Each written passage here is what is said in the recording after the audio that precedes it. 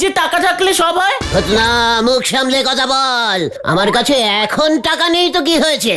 এক সময় আমার কাছে কত টাকা ছিল জানিস? কত কত কত? এত এত এত কারি কারি, রাতে ঘুম আসতো না। খালি ভাবতাম সকাল হলেই তো আবার টাকা চলে আসবে। কোথায় খরচা করব, কোথায় খরচা করব?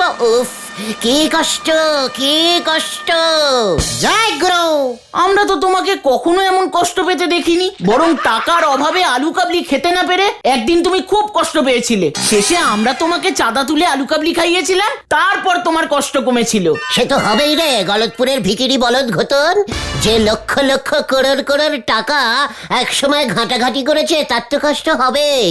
কোন সময় গো গুলটে মামা? আমি তখন বেশ কিছু বছর নিরিবিলি দ্বীপে টাকা ছাপানোর কাজ করতাম। আমার গল্প শুরু। থাক, তাহলে বলবো না। না না না গুলটে মামা,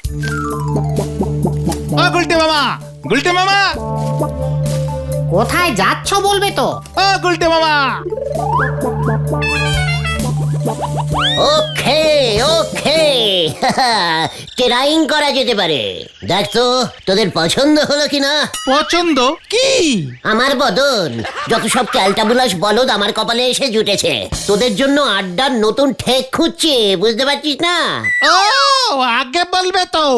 এই পাইপটা কেন, পাইপ কি ঠেক হতে পারে না? আরে তবে বেশিক্ষণ বসা যাবে না, এটা ব্যথা করবে। বলছিস? ঠিক আছে, চল তাহলে অন্য কিছু খুঁজি। বুঝলি, আমি মানে জীবিত থাকতে থাকতে তোদের জন্য আরো গোটা দশেক আড্ডার ঠেক দখল করে রেখে যেতে চাই। হ্যাঁ, রোজ রোজ একই জায়গায় আড্ডা দিতে আর ভালো লাগে না। ঠিক, হয় পাচুদার বাড়ির বারান্দা, না হয় গাছতলার টেক, আর না হলে নদীর পার। আর গরমকালে গজদার আম বাগানে। দেখবি একদিন এই গলতপুরে লোকজনের বাড়ি ঘর থেকে আমাদের আড্ডার ঠেক বেশি থাকবে। গুনে শেষ করা যাবে না, এতগুলো আড্ডার ঠেকের মালিক হব আমি, যে লোকজন ল্যাশুট করবে। ল্যাসুট, ও স্যালুট স্যালুট বলে গুলটে মামা। পেয়েছি, কোথায়? ওই দেখ। এরিক করু, একেবারে রেডিমেড ঠিক। চলে আয়।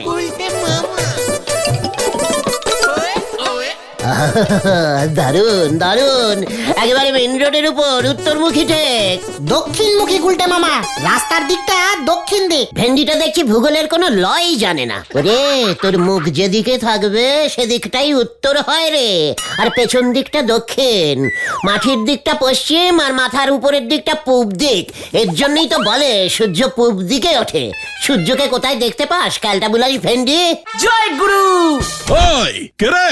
একি নিমাইদা, আপনি এই বাড়ি থেকে বের হচ্ছেন?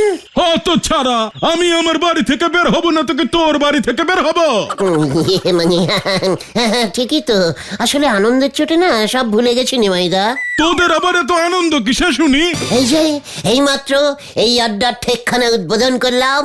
এখন থেকে প্রতিদিন সৈকাল 9টা হইতে বৈকাল 4টে পর্যন্ত আমরা এখানেই আড্ডা মারিব নিমাইদা। একেবারে আপনার বাড়ির দেয়ালে হইলান, মানে হেলান দিয়া। ও তাই বুঝি? তো ছাড়া আড্ডা মারার আর জায়গা খুঁজে পেলি না তোরা? আমার নাকের ডগায় এসেছিস একেবারে। কালকেই আমি এই ঠেক ভাঙবো। এটা যে এখানে কে বানালো? যা, শুরুতেই শেষ। কি কেন না নিমাইদা, জলজান্ত একটি ঠেক ভাঙিবেন না? ভাঙবো না মানে? আমার বাড়ির সামনে কোন গুলতানি আড্ডা আমি এলাও করব না। হ্যাঁ, এমনিতেই সারাদিন আমার বউটা বাড়িতে একা থাকে। ওমা, তাই বুঝি? তাহলে তো খুব ভালোই হলো। মানে হ্যাঁ, এতে তোর এমন কি ভালো হলো শুনি? আরে আমরা বৌদিকে পাহারা দেব। কাউকে আপনার বাড়িতে ঢুকতে দেব না, শুধুমাত্র আমরা ঢুকবো। তো ছাড়া তোরা ঢুকবি মানে? মানে জল টল তেষ্টা ফেলে অনেকক্ষণ ধরে পাহারা, মানে আড্ডা দেব তো। আপনি একদম চিন্তা করবেন না নিমাইদা, আমরা আছি। তো ছাড়া উজবুকের দল। হ্যাঁ, দুপুরে বউ যখন ঘুমাবে তখন তোমরা গিয়ে জল চাইবে, তারপর ঘরে বাঁধবে অশান্তি, গন্ডগোল পাকানোর আর জায়গা পাও না। আমি এক্ষুনি থানায় যাচ্ছি, বলহরি দারোগাকে গিয়ে তোদের নামে কমপ্লেন করছি আমার নাকের ডগায় আড্ডার ঠেক বসানো। কি রে পাঁচু, নিমাইদা এসব কি বলছে রে? থাক, অন্য জায়গায় চলো, নিমাইদা যখন রাজি হচ্ছেন না। থাক তাহলে বল। মানে ঠিক আছে নিমাইদা, বৌদির কথা ভেবে আমরা না হয় অন্য জায়গাতেই আড্ডা মারবো। এই চল চল রে পাঁচু। হ্যাঁ চলো চলো। যত সব। টাকা থাকলে ওই ঠেকটা আমি কিনে নিতুম রে। আরে ওটাই তো নেই। নিমাইদাকে টাকা দিলেও নিমাইদা রাজি হতো না। টাকায় সব হয় রে, সব হয়। তোমার তো টাকাও নেই, তাহলে তুমি কেমন করে জানলে যে টাকা থাকলে সব হয়? না, মুখ সামলে কথা বল। আমার কাছে এখন টাকা নেই তো কি হয়েছে? এক সময় আমার কাছে কত টাকা ছিল জানিস? কত?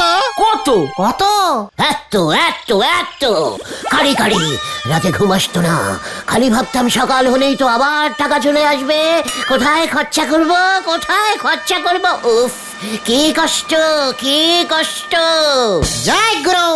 আমরা তো তোমাকে কখনো এমন কষ্ট পেতে দেখিনি। বরং টাকার অভাবে আলু কাবলি খেতে না পেরে একদিন তুমি খুব কষ্ট পেয়েছিলে। শেষে আমরা তোমাকে চাঁদা তুলে আলু কাবলি খাইয়েছিলাম, তারপর তোমার কষ্ট কমেছিল। সে তো হবেই রে, গলতপুরের ভিকিরি বলদ ঘটন যে লক্ষ লক্ষ করোড় করোড় টাকা এক সময় ঘাটাঘাটি করেছে, তার তো কষ্ট হবেই।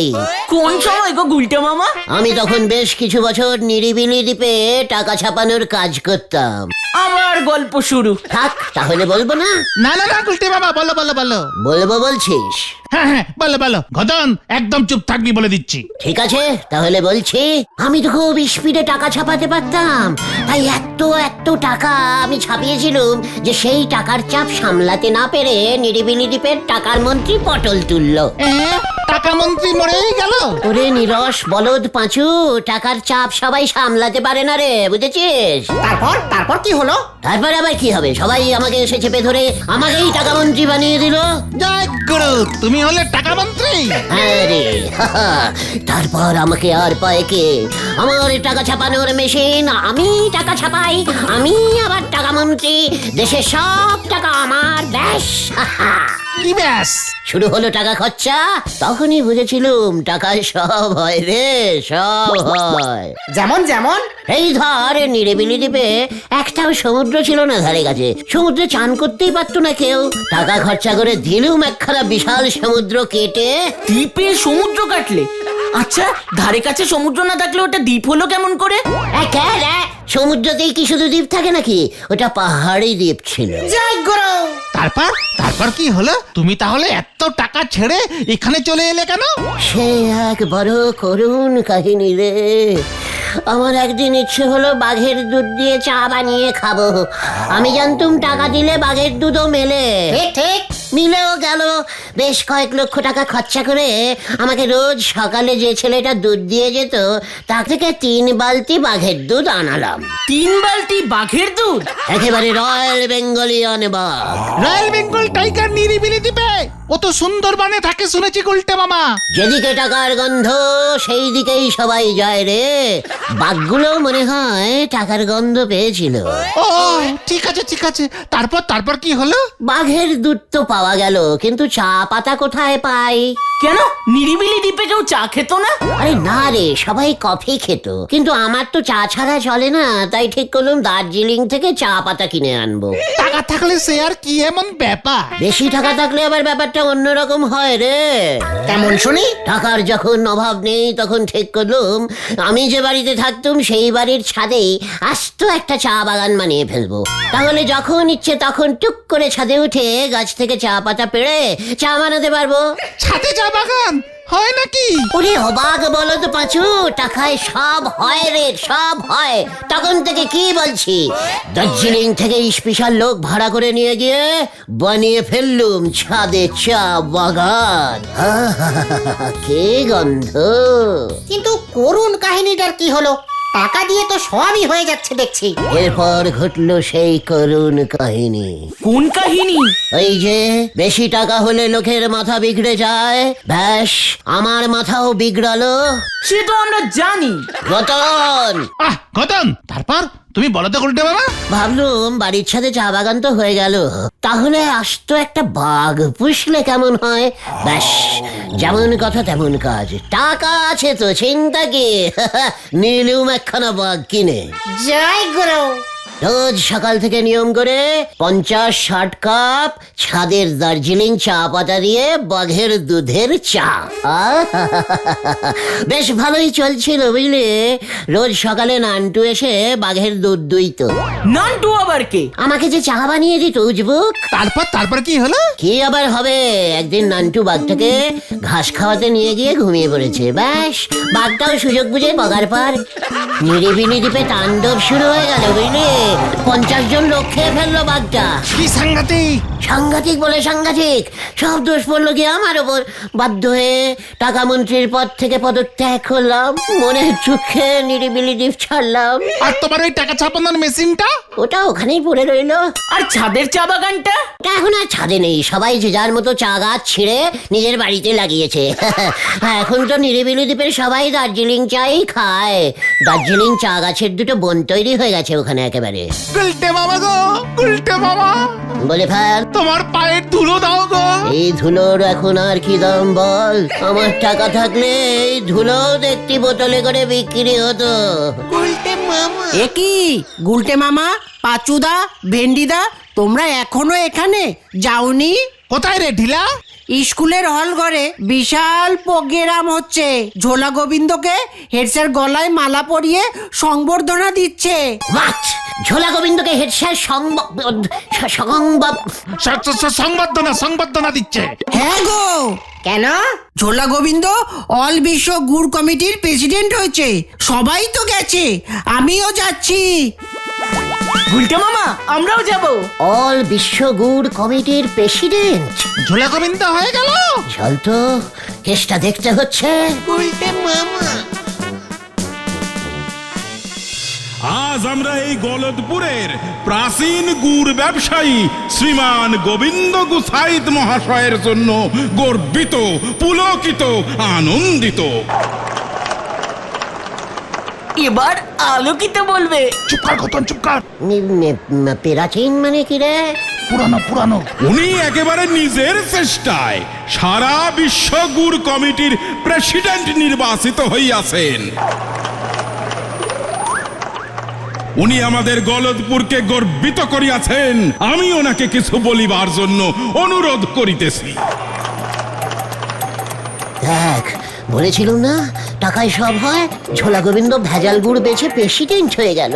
মানে কথা কি যে বলি, যাকে বলে আমি গুড় বেচি, মানে গুড় আমি বেশ ভালোই চিনি। মানে কথা কোনটা ভেজাল আর কোনটা আসল এটা মনে রাখতে হবে। মানে কথা হলো অল বিশ্বে, মানে কথা সারা বিশ্বে এই গুড়কে ছড়িয়ে দিতে হবে। মানে কথা মেম সাহেবেরা জেলি দিয়ে পাউরুটি খায়, আপনারা জানেন। আমরা গুড় রুটি খাই। মানে কথা উজবুকের দল এখানে চলে এসেছে। আপনি বলে যান গোবিন্দ বাবু, বলে যান। মানে কথা কি যেন বলছিলাম? এই যে গুড় রুটি মানে হ্যাঁ, জেলি পাউ রুটি। হ্যাঁ, মনে পড়েছে।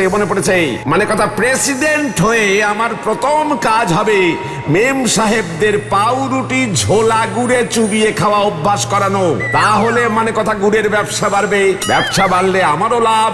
মানে কথা আমি আরো বেশি করে ভেজা মানে গুড় বেচতে পারবো। তাহলে পরে মানে কথা এই গলদপুরের নাম দেশ বিদেশে হু হু করে মানে কথা ছড়িয়ে পড়বে। এবার গোবিন্দ বাবুকে মাল্য দান করবেন শ্রীমান নিমাই বাবু। চলে আয় পাচু, এখানে আর থাকা যাবে না। দেখেছিস, তোদের বলেছিলাম না টাকায় সব হয়। ভেজাল গুড়ের ব্যবসা করে অল বিশ্ব গুড় কমিটির প্রেসিডেন্ট হয়ে গেল ওই ঝোলা গোবিন্দ। ভেরি ভেরি ব্যাডিস্টিক টাইপের ব্যাড। তাতে পারি আপনার গায়ে এত স্যাঁকা লাগতেছে কেন বলেন দেখি গুলটে বাবু? নড়া, এরপর যখন টাকা খরচা করে ওই ঝোলা গোবিন্দ অল বিশ্ব চা কমিটির প্রেসিডেন্ট হয়ে তোর ব্যবসা লাটে তুলবে, তখন তুই বুঝতে পারবি। ঠিক ঠিক। ঝোলা গোবিন্দ গুড়ে ভেজাল মেশায়, তা ওকেই প্রেসিডেন্ট করতে হলো। তা আমি বলি কি, আপনিও অল বিশ্ব ঠেক আড্ডা কমিটির প্রেসিডেন্ট হয়ে যান না নন্দ ভন্ড গুলটে বাবু। রাইট, এটা তুই ঠিক বলেছিস। আড্ডা কমিটির প্রেসিডেন্ট হয়ে সারা বিশ্বের প্রতিটি অলিতে গলিতে আমি আড্ডার ঠেক চালু করিব। তখন দেখিব ওই নিমাইদা কি করে। নিমাইদাকে কিছু টাকা দিলেই আমাদের ওর বাড়ির পাশের ঠেকটায় বসতে দিত বলে মনে হয় গুলটে গুলটে মামা। ঠিক বলেছিস ভেন্ডি। ওইটাই তো গুলটে বাবুর বড় অভাব। নরা তার থেকে আপনি বরং অল বিশ্ব ধার কমিটির প্রেসিডেন্ট হয়ে যান। আপনার এই এক বাক্যে সবাই মেনে নেবে, এ ব্যাপারে আপনার ধারে কাছে কেউ আসতে পারবে না। নরা আমার টাকার মেশিনটা যদি সঙ্গে থাকতো না, তোর ওই থোঁতা মুখ ভোতা করে দিতাম আমি। আমার মুখ থোতা কেন, একেবারে পেলেন হয়ে গেলিও আপনার পকেটে ফুটো পয়সাও আসবে না। নরা পাঁচু, পাঁচুর আগে আমার সারা শরীর কাঁপছে। থাক থাক থাক, শান্তি শান্তি শান্তি, তুমি বসো বসো গুলটে মামা বসো। ওই বাঘটাই হলো যত নষ্টের গোড়া।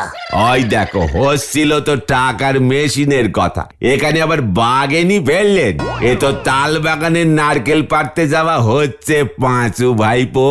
না না না না নরদা, গুলটে মামার একটা টাকা ছাপানোর মেশিন ছিল, সেই অনেক বড় গল্প, তোমাকে পরে বলবো। সে মেশিন তো এখনো আছে। হোয়াট? টাকার মেশিন কোথায়? আপনারা দেখছি কোনো খবরই রাখেননি। আমাদের গলতপুরে ব্যাংকের পাশেই একখান টাকা ছাপানোর যন্ত্র বসানো হয়েছে। লোকজন ঢুকছে, কি একখানা কেরাট ঢোকাচ্ছে আর ফস ফস করে টাকা বেরোচ্ছে। তুই এসব কি বলছিস নরা?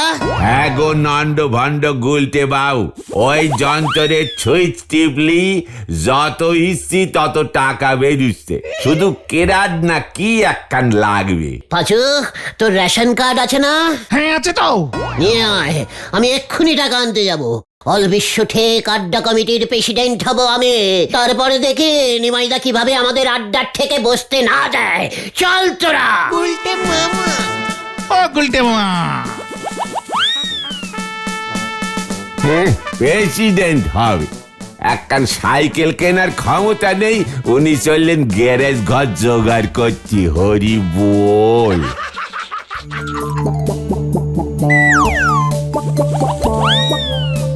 পাঁচুরে, নরার কথা মতো ব্যাংকের পাশে এই ঘরটাই তো নতুন হয়েছে। ওই দেখ, ভেতরে নিমাইদা না? এটিএম? এটিএম মানে কি গো পাচুদা? ওরে গলতপুরের সেরা বলদ ঘটন। এটিএম মানে হচ্ছে অল টাইম টাকা ছাপানোর মেশিন।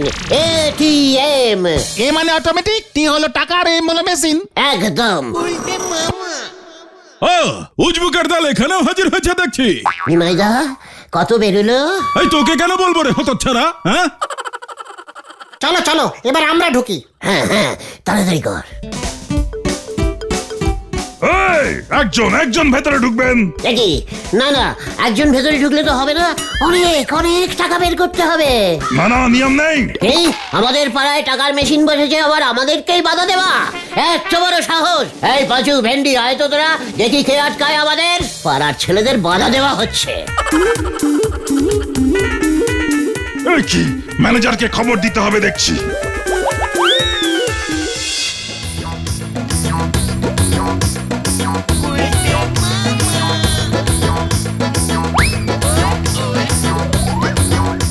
দেখি রে, এটা তো দেখছি বিদেশি মেশিন, আমারটার মতো নয় তো।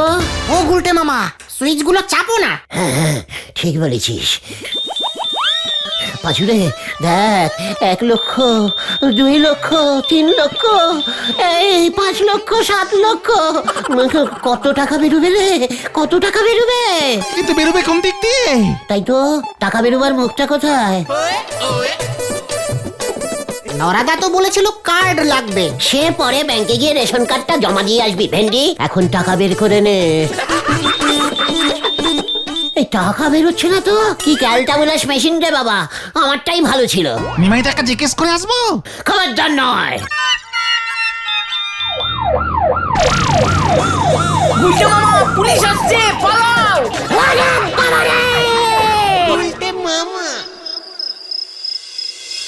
টাকার মেশিনটা দেখছি খুব কঠিন করে বানিয়েছে। ছি ছি ছি ছি, সব ইঞ্জিরিতে লেগেছে, যেন কেউ চট করে বুঝতে না পারে। ওদের চালাকি আমি ধরে ফেলেছি, আমি ওই মেশিনটাকেই তুলে নিয়ে আসবো। কি অদ্ভুত মেশিন, সুইচ টিপলেই নিজের থেকে টাকা ছেপে বেরিয়ে আসে, কাগজও দিতে হয় না। না না, এ সুযোগ হাতছাড়া করা যাবে না। ওই মেশিনটাকে আমি আমার ঘরেই বসাবো, বসাবোই। যাই আমি। গুলটে মামা।